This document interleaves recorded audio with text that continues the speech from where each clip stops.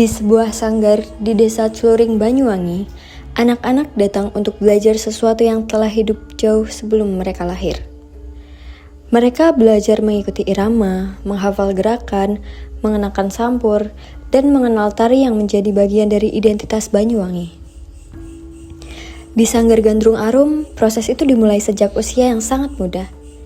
Namun, regenerasi sebuah kesenian tidak hanya berbicara tentang berapa banyak anak yang mau belajar menari hari ini. Ada satu pertanyaan yang lebih panjang. Ketika mereka tumbuh dewasa, apakah mereka akan tetap bertahan? Perkenalkan, nama saya Suko Prayitno, pimpinan Sanggar Tari Gandrung Arum yang berada di Dusun Terjelang, Desa Celuring, Kecamatan Celuring, Banyuwangi. Sekilas itu perkenalan kami, dan hari ini juga anak-anak berada di Sanggar, kebetulan ada kegiatan KKN. Pak, dari sekian banyak murid yang pernah belajar di Sanggar Gandrung Arum Niki, apakah semuanya masih aktif sama menari sampai sekarang? Rata-rata masih aktif ya, karena di Banyuwangi itu kan wadah untuk melanjutkan bidang seni itu banyak. Ada lomba, terutama yang paling banyak itu mereka minat itu rata-rata untuk persiapan Gandrung Sewu. Dari kecil mereka sudah angan-angannya Gandrung Sewu, sehingga terus sebelum dia lolos Gandrung Sewu tetap latihan. Kalau di Banyuwangi itu rata-rata mereka, kita tidak mau menyuruh berhenti ya. Setelah mereka tamat SMA, mereka biasanya berhenti. Kita tidak mau, makanya penari di Banyuwangi itu rata-rata muda. Kalau mereka lanjut, mungkin mereka ikut kesenian umum. Ada jaranan, ada gandrung, terop, ada juga janger itu. Itu yang mereka usia-usia sudah lanjut. Tapi anak-anak yang setingkat SMA, kuliah mungkin di bangku kuliah. Tapi kalau mereka menerima job rata-rata anak SMA, kalau mencari penari di usia di atas 25 tahun, kesulitan di Banyuwangi. Makanya rata-rata muda-muda semua. Mungkin mereka sadar bahwa ketika usia setelah tamat SMA, mereka sudah merasa dirinya itu nggak bisa mengikuti, karena satu, tari Banyuwangi itu temponya cepat ya. Jadi semakin usia semakin bertambah, kalau mereka tidak memang sekolah tari ya ketinggalan gitu. Atau mungkin juga kadang-kadang ketika mereka berhenti, mereka jadi pelatih, itu masih ada. Jadi kalau mereka jadi pelatih masih jalan lah, tapi kalau untuk menjadi penari penta-penta job itu jarang. Banyak ya, jadi kan gini, kadang-kadang mereka menari waktu kecil itu ketika SD sampai SMP ada. Mereka berbakat. Kemudian menginjak SMA, mereka fokus pada pendidikan. Jadi kan anak-anak itu menari sebenarnya kan hanya hobi saja. Ketika nanti sudah menginjak masa SMA, ada yang berhenti, ada juga yang SMP. SMP-nya masuk di pondok, nanti SMA-nya mau kembali lagi. Jadi kan apa ya, kadang-kadang ya eman lah kalau memang mereka punya bakat, tiba-tiba mereka berhenti. Tapi kan mau gimana kan, ini dunia pendidikan ini juga harus demi masa depan juga kan. Masa remaja menjadi salah satu persimpangan. Sekolah, kuliah, pekerjaan, dan kehidupan di luar sanggar mulai mengambil lebih banyak ruang. Tetapi sebelum sampai pada persimpangan itu, perjalanan seorang penari dimulai jauh lebih awal. Kaira, Namanya Kaira. Iya. Umur berapa Kaira? umur 7 tahun. Kaira ini mulai masuk Sanggar Gandrung Arum mulai kelas berapa? TKA. Kenapa Kaira kok suka menari? Karena banyak gerakannya, Nanti kalau udah besar itu Kaira pengen tetap nari atau enggak? tetap nari. Corin sama Selin sempat bosen nggak kalau latihan-latihan terus gitu? Iya, Sempat bosen, terus dimarahin mama atau dipaksa mama gitu nggak? dipaksa. Dipaksa. Kalian seneng nggak nari itu? Senang. Nari di Gandrung Arum sini seneng. Kenapa seneng? Pelatihnya baik atau tempatnya enak gitu? Baik, pelatihnya baik. Udah pernah ikut lomba-lomba nggak? Pernah Lomba apa? lomba gandrung. Menang nggak? Juara nggak? Suara. Juara berapa? Aku 1, aku 2. Wih. Keinginan seorang anak untuk menari tidak tumbuh sendirian. Ada yang datang karena melihat tari sejak kecil, ada yang diajak, ada pula yang pada awalnya mengikuti keinginan orang tua. Di usia ketika keputusan mereka masih banyak bergantung kepada orang dewasa, keluarga menjadi bagian penting dari perjalanan tersebut.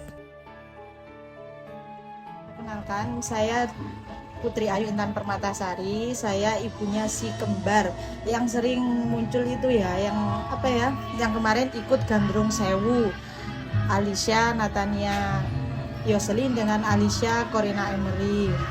Karena dilihat dari bakatnya Mbak, dari kecil dia sudah senang menari dan apa mungkin darah seninya sudah mengalir dari ibunya ya. Saya dulu juga nari. Karena kegiatan positif Mbak, jadi saya selalu bilang sama anak saya, kalau itu apa positif, kegiatan positif, silahkan mengikuti. Menurut Ibu, siapa yang paling berperan agar anak tetap mencintai budaya keluarga, sekolah, atau lingkungan? Keluarga Mbak, karena tanpa dukungan keluarga mereka tidak bisa, gimana ya, maksudnya apa, mengembangkan itu loh bakatnya dia. Dia mulai umur 3 tahun Mbak, dari PAUD itu dia udah kelihatan. Jadi mumpung ada inilah apa Gandrung Arum kan bisa menerima mulai dari kecil ya. Saya masukkan sini, alhamdulillah berkat Gandrung Arum dia bisa dikenal di wilayah Banyuwangi. Terima kasih Gandrung Arum. Dukungan itu membuat seorang anak memiliki kesempatan untuk memulai. Namun, seiring bertambahnya usia, keputusan untuk bertahan perlahan menjadi keputusan mereka sendiri. Dan bagi sebagian penari, akhir masa sekolah justru menjadi titik untuk menentukan seberapa jauh tari akan dibawa dalam hidup mereka. Saya mulai aktif dari kelas 4 SD hingga sekarang SMA kelas 12. Nah, selama ini pengalaman apa yang membuat Yola itu paling membuat yakin untuk terus aktif di dunia seni tari ini? Karena saya ingin menjaga kelestarian seni Banyuwangi, juga untuk mengharumkan nama Banyuwangi, karena dengan kayanya budaya Indonesia dan juga budaya Banyuwangi, kita itu belajar tidak ada waktu batasnya. Meskipun kita sudah besar dan sudah berumur ya, kita mau belajar tari itu nggak apa-apa, karena tari itu juga bisa menyalurkan rasa kepercayaan diri dan juga kepribadian kita. Jadi jangan takut untuk belajar dan jangan lupa untuk cara kita bersyukur terhadap diri sendiri. Kelas berapa Yola ini? Kelas 12. Kelas 12 berarti habis ini kuliah, mau lanjut kuliah? Iya. Nah, kira-kira mau kuliahnya di jurusan apa? Yola pengen kuliah di ISI Jogja. Jurusannya berarti Langsung tari ya, tari murni. Nah, apa yang membuat Yola memilih jurusan tersebut? Karena saya sangat yakin bahwa jurusan tersebut sesuai dengan minat dan bakat saya. Nah, menurutnya Yola itu ada nggak nanti kira-kira waktu di perkuliahan perbedaan belajar tari di sanggar sama di perkuliahan? Nah, mungkin kalau di sanggar dengan kakak-kakak pelatih kita diajari gerakan dasar. Nah, kalau untuk di perkuliahan nanti kita bisa mempelajari materi tersebut dengan mendalam dan juga beberapa pakem-pakem yang seharusnya kita belum tahu di sanggar sebelumnya, kita jadi lebih tahu. Di titik ketika sebagian penari mulai meninggalkan panggung, Yolanda justru ingin membawa tari ke jenjang berikutnya. Kalau menurut saya, jurusan tersebut bisa kita kolaborasi dengan mungkin admin-admin yang ada di Banyuwangi, seperti kayak Dinas Pariwisata ataupun dinas yang lainnya. Kita juga bisa menggabungkan antara tari dengan primateri yang lainnya, karena banyak sekali event-event di Banyuwangi juga yang belum, ataupun dimanapun yang belum dikaitkan dengan seni. Nah, kita bisa mengisi kesempatan tersebut dengan kesenian juga. Untuk kedepannya sebagai pelaku seni, dan saya ingin melestarikan tersebut agar tidak punah. Juga saya ingin melanjutkan karir saya terhadap seni tari, dan sebagai guru juga tentunya sebagai pelatih. Perkenalkan, nama saya Nabila Lailunikma. Saya umurnya 20 tahun. Saya di sini sebagai salah satu pelatih di Sanggar Tari Gandrung Arum. Saya masih kuliah semester 5. Dari pengalaman kakak sendiri melatih di sini sudah berapa lama? Sudah mulai dari SMA. Apa yang menjadi rencana bagi seorang penari muda telah menjadi kenyataan bagi generasi sebelumnya. Perannya tidak lagi hanya mengikuti gerakan. Kini, ia berada di depan anak-anak yang sedang mempelajari gerakan yang sama. Biasanya kan sekarang ada gandrung sewu. Gandrung sewu itu kayak seleksinya agak ketat ya Mbak. Jadi kayak harus berlatih di tariannya. Sekarang kan tariannya ada gandrung baru, jadi ada semangat yang lebih untuk anak-anak biar seleksi gandrung sewunya lolos. Regenerasi tidak selesai ketika seorang anak berhasil menguasai sebuah tarian. Ada proses yang lebih panjang, membuat mereka tetap datang, tetap merasa memiliki tempat di sanggar, dan suatu hari bersedia membagikan kembali apa yang pernah mereka pelajari. Selama kakak melatih di sini, apakah ada pengalaman biasanya anak-anak mulai berubah semangatnya dalam latihan? Terkadang kalau sudah mulai hafalannya selesai, biasanya anak-anak semangatnya mulai menurun. Tapi mbak pelatihnya atau mas-mas pelatihnya memberikan kegiatan yang menarik, biasanya di lapangan untuk dites satu persatu gerakan, contoh gerakan ini. Aktivitas yang berlangsung di sanggar tidak hanya mempertemukan murid dan pelatih. Ketika latihan berlangsung dan berbagai kegiatan digelar, ruang di sekitarnya ikut hidup. Perlahan, sanggar menjadi bagian dari kehidupan masyarakat yang berada di sekelilingnya. Perkenalkan, nama saya Heri, pedagang cilok di Sanggar Tari Gandrung Arum. Dari kapan Bapak berjualan di sanggar ini, Pak? 2023. Nama saya Rudi, jualan jasuke. Bapak udah berapa lama jualan di sanggar sini? 2 tahun mungkin. Kalau di sekolahan kan siang sampai luhur, sampai anak sekolah pulang itu paling 10 kilo habis. Kalau di sini bisa 15, kadang kalau rame ya 20 kilo habis. Sangat berpengaruh Mbak, soalnya kan sehabis Covid itu dagangan keliling-keliling itu sepi, akhirnya berani ke Pak Suko nembung di tempat sini, akhirnya dibolehkan itu. Kelilingan itu lihat, kadang kan sekolahan kan ada hari libur. Kalau di sini kan walaupun hari libur kan tetap masuk di sini. Cuma hari Minggu, terus 1 tahun ini 2 tahun ini ya itu ketambahan hari Rabu itu saja. Terus sering ditempati itu Mbak buat event-event acara BEC, terus Gandrung Sewu, terus ada perlombaan itu di sini banyak yang latihan-latihan di sini, soalnya kan sanggarnya besar gitu. Kalau biasa tiap minggu itu 3-4 kilo. Terus kalau event itu sampai 3 kali lipatnya itu. Iya. Kalau berbagi kebun boten, masalahnya tetangga nggak ada yang komplain kan. Kalau saya senang aja kan, setiap hari Minggu kan ada anak kegiatan, nggak fokus bermain HP terus di rumah. Berapa? 2000. Anaknya jenengan nggih latihan teng mriki, Pak? Dereng, anake kula tasih alit. Oh, tapi nanti kedepannya akan di Nggih, insyaallah nggih. Kalau udah waktunya TK kan, kalau di sini TK baru bisa masuk. Anak saya baru 3 tahun. Oh, baru 3 tahun. Jadi tapi akan bercita-cita ditaruh sanggar. Sebuah lingkaran kecil kembali terbentuk. Anak-anak yang hari ini berlatih datang dari keluarga dan lingkungan yang memberi mereka ruang.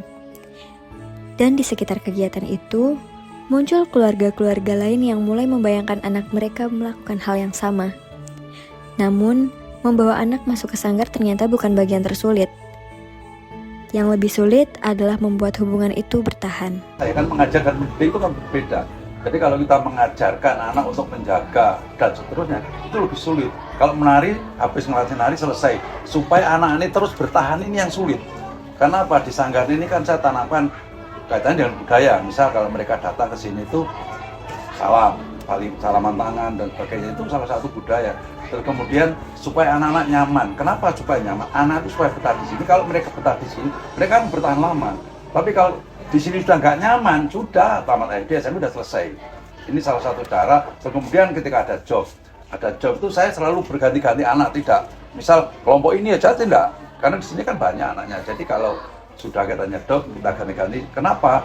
Supaya anak itu ada motivasi, sehingga nanti kedepannya terus menunggu kapan ada pentas lagi itu anak-anak.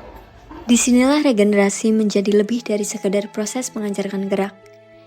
Ia juga dibentuk oleh kebiasaan, rasa nyaman, kesempatan tampil, hubungan dengan teman, dukungan keluarga, dan orang-orang yang bersedia kembali sebagai pelatih. Tidak semua anak yang belajar di sanggar akan menjadi penari sepanjang hidupnya. Tidak semuanya akan memilih pendidikan tari. Tidak semuanya akan terus tampil di atas panggung. Tetapi, mungkin keberlanjutan sebuah budaya memang tidak harus selalu diukur dari berapa lama seorang tetap menjadi penari. Tari kan hanya sebagian kecil dari budaya yang ada di Banyuwangi. Jadi mereka menyanyi lagu Banyuwangi itu salah satu cara untuk melestarikan budaya juga. Mereka memakai kostum tradisi, itu juga termasuk salah satu cara untuk melestarikan tradisi. Dari seorang anak berusia 7 tahun yang mengatakan ingin terus menari, perjalanan itu belum dapat dipastikan akan berakhir di mana. Sebagian mungkin berhenti tampil, sebagian memilih jalan hidup yang berbeda, sebagian lainnya membawa tari ke pendidikan yang lebih tinggi, dan sebagian kembali ke tempat mereka belajar. Bukan lagi sebagai murid, tetapi sebagai orang yang mengajarkan. Kalau saya kan anak berhenti mencintai budaya. Jadi berkesenian benar nggak ada batas. Kalau mereka sudah berhenti mencintai budaya, ini sudah lepas. Tapi kalau berkesenian berhenti, mungkin menarinya berhenti. Dia nggak sadar ketika mereka mandi, menyanyi. Lah masih berkesenian juga kan? Contoh, yang paling gampang, ketika mereka sudah tua, sudah punya, aku larang sakit berkesenian. Ketika menimang anaknya, menangis, dia menyanyi. Nah, kan berkesenian. Jadi kalau ya itu ketika mereka sudah berhenti untuk melestarikan itu tadi, ya ini sudah berhenti sudah. Tapi kalau berkesenian, saya kira nggak akan ada batasnya karena sejak mereka lahir itu sebenarnya anak-anak sudah punya jiwa seni kan. Contoh yang paling gampang, ketika anak menangis, coba nyanyikan lagu Indonesia Raya, dia nggak diam. Ketika nyanyi, anak sudah bisa milih kok. Ketika masih bayi, mereka menangis beri mainan, coba yang warnanya hitam saja, anak nggak akan senyum. Tapi dengan warna-warni, dengan bunyi mereka senyum. Mereka sejak lahir sudah bersenian. Regenerasi gandrung mungkin tidak selalu berarti melahirkan penari yang akan terus berada di atas panggung. Ia hidup ketika satu generasi masih bersedia mengenalkan, mengajarkan, memberikan ruang, dan menjaga agar generasi setelahnya tetap memiliki alasan untuk mencintai budayanya.